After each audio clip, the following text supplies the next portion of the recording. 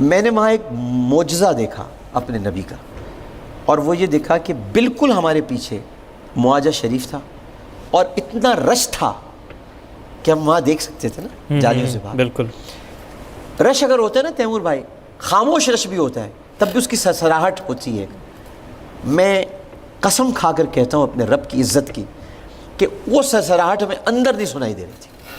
سکون تھا اندر آ ہی نہیں رہی تھی آواز کہ باہر کچھ ہو. ایسا لگ رہا ہے کہ ٹی وی کی آواز کسی نے بند کی ہوئی اور باہر مجمع جا رہا ہے. بس یہ میں نے معجزہ دیکھا، اور مجھے قرآن کی اس آیت پر واثق یقین ہوا، یا ایھا الذین آمنوا لا ترفعوا اصواتکم فوق صوت النبی، کہ اپنی آوازوں کو نبی کی آواز سے بلند مت کرو. تو وہ اللہ نے خود ہی انتظام کر رکھا ہے، اگر کسی کی ہو بھی جائے گی تو وہ آئے گی نہیں اندر آواز، پہنچے گا بھی تو درود پہنچے گا. تو ہم پڑھتے رہے اور بہت دیر تک پڑھتے رہے. اور پھر اس کے بعد وہاں پر ایک گوشہ ہے جو خالی تھا، اور میں نے چونکہ پڑھ رکھا تھا تو مجھے خالی گوشہ معلوم تھا کہ وہ خالی گوشہ نہیں ہے، یہاں حضرت عیسیٰ علیہ السلام کی قبر بنے گی. تو میں نے وہاں کھڑے ہو کے حضرت عیسیٰ علیہ السلام کی ممکنہ قبر کے سامنے یہ کہا کہ اے مسیح اللہ، آپ نے آنا ہے رسول کے امتی کی حیثیت سے. تو مجھے تبا بادشاہ یاد آ رہا ہے اس وقت. تبا یمن کا ایک بادشاہ تھا، اور اس نے گھر کی چابیاں اپنے غلام کو دے کر کہا تھا کہ میں نے محمد صلی اللہ علیہ وسلم کا زمانہ تو نہیں پایا، اور مجھے لگتا نہیں کہ میں ان کا زمانہ پاؤں، لیکن اگر وہ تمہیں یا تمہاری نسل میں کبھی آ جائیں تو ان سے کہنا کہ تبا بادشاہ نے اپنی طرف سے ایک گھر ان کو دیا ہے، تو وہ آئیں تو اسی میں قیام کریں. اور تبا بادشاہ کی نسل در نسل ہوتے ہوئے وہ گھر حضرت ابو ایوب انصاری کے پاس آیا تھا. تو رسول اللہ نے حضرت ابو ایوب انصاری کے گھر میں قیام نہیں کیا تھا، وہ ان کا اپنا گھر تھا جو تبا بادشاہ ان کو دے کے گیا تھا. تو یہ غلط ہے کہ وہ حضرت ابو ایوب انصاری کا گھر تھا، وہ رسول کا ہی گھر تھا.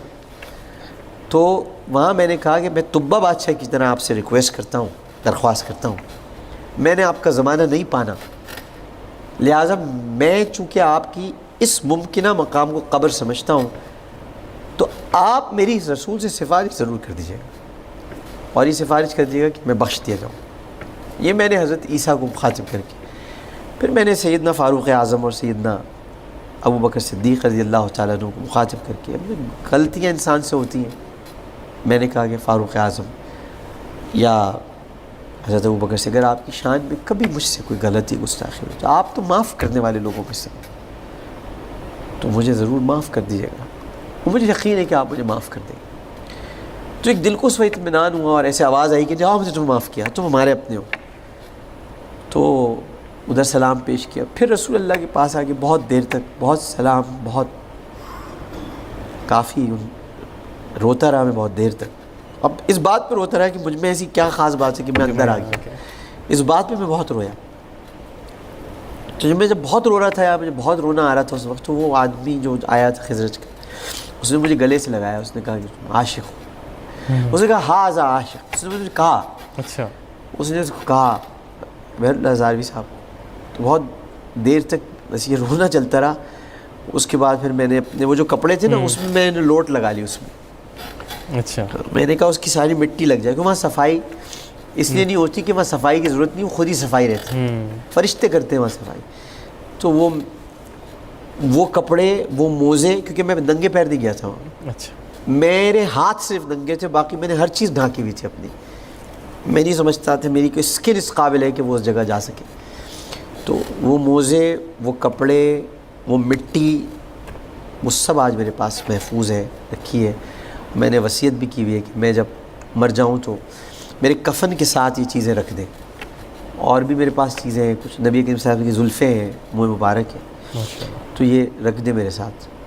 تو اس کے بعد ہمارے 45 منٹ ہمیں دیے گئے تھے. ہماری عشق دیکھ کر اس نے ٹائم ہمارا بڑھا دیا. ہمارے شوکت صاحب پھر ایک ایک کر کے سب جاتے رہے، پھر میں اور شوکت صاحب رہ گئے تھے. پھر شوکت صاحب نے میرا بازو دبایا اور کہا چلو. کیا مطلب چلو، مطلب ان سے بھی برداشت نہیں ہوا. سچی بات، میں کیوں جھوٹ بولوں؟ اس مقام پہ تو ریاکاری تو چل ہی نہیں سکتی. سب لکھا جا رہا ہے، یہ تو لکھ رہے ہیں جو یہاں بیٹھے ہوئے، یہ دونوں تو جو بیٹھے ہوئے، پرائیویسی نہیں ہے انسان کی. انسان کی کوئی پرائیویسی، انسان سمجھتا ہے پرائیویسی اس کی کوئی نہیں، 2 فرشتے اس کے ساتھ ہر وقت ہیں اور اللہ اسے دیکھ رہا ہے، پرائیویسی ہے ہی نہیں اس کی۔ بالکل نہیں۔ تو میں انہوں نے میرا ہاتھ دبایا، نکلا، میں جا ہی نہیں رہا تھا باہر واپس، تو خیر میں نکلا باہر نکل کے میں تیمور بھائی گھنٹوں تک روتا رہا، پھر یہاں تک کہ عصر کی اذان ہو گئی، اور اس کے بعد پھر وہاں پر مسجد نبوی میں ہمیں چونکہ نکلنا تھا اور عصر کچھ دیر بعد کھڑی ہوتی ہے، تو انہوں نے ہم سے کہا کہ آپ میں کوئی ہے جو نماز قائم کرا دے، تو آپ لوگ، تو میں نے قصر، مطلب یہ عصر کی جو قصر ہے، ظاہر 4 رکعت ہوتی ہیں تو 2 رکعت، تو اس کی امامت میں نے وہاں کرائی تھی مسجد نبوی میں، میں نے نماز پڑھائی تھی، اس کے بعد ہم سب لوگ چلے گئے تھے۔ تو بس یہ ایک حضوری تھی، ایک حاضری تھی، اور مطلب یہ کہ یہ ایک ناقابل فرام، مطلب مجھے اب دنیا میں کوئی عہدہ یا کوئی مقام کی تمنا نہیں رہی۔ جب نبی نے اپنے گھر، دیکھیں نبی کعبے میں، تو کعبہ اللہ کا گھر ہے، ایک بات یاد رکھیے گا، اللہ کا گھر پرائیویسی نہیں ہوتی۔ اللہ کا مطلب یہ ہے کہ وہ گناہگار کو بھی بلا کے توبہ کا دروازہ اس پہ کھول سکتا ہے، مشرک کو بھی بلا کے اس کو ایمان کی دولت سے مالا مال کر سکتا ہے، اور کسی کافر کو بھی بلا کے اللہ تعالیٰ اپنے دربار۔ لیکن رسول کا گھر پرائیویٹ جگہ ہے، نبی کا گھر وہ مقام ہے۔ کعبہ تو ناپاک تھا اس لحاظ سے، میں ناپاک نہیں کہہ رہا، ناپاک اس لحاظ سے وہاں بت تھے، تو رسول نے سارے بت توڑ دیے۔ کعبے میں ابو جہل کے ناپاک قدم بھی گئے، ابو لہب کے ناپاک قدم بھی گئے، لیکن نبی کے گھر میں کبھی کسی ناپاک کے قدم ہی نہیں آئے ہی نہیں۔ تو یہ اس لحاظ سے افضل ہے۔ اور مدینہ اور مکے میں جب بھی افضلیت کی بات ہوتی ہے تو ہمارے بزرگ کہتے ہیں نہ مکے کو فضیلت حاصل ہے نہ مدینے کو، فضیلت اسی مقام کو حاصل ہے جہاں رسول ہے۔ بالکل سے، مکہ اس وقت افضل تھا جب رسول تھے، مدینہ اس وقت افضل تھا جب رسول ہیں، اور رسول جب تک مدینے میں ہیں مدینہ مکے سے افضل ہے۔ لا اقسم بہذا البلد انت حل بہذا البلد، اللہ تعالیٰ نے اس جگہ کی قسم کھائی ہے جہاں رسول چلا پھرتے، تو وہ مکے کی قسم کھائی۔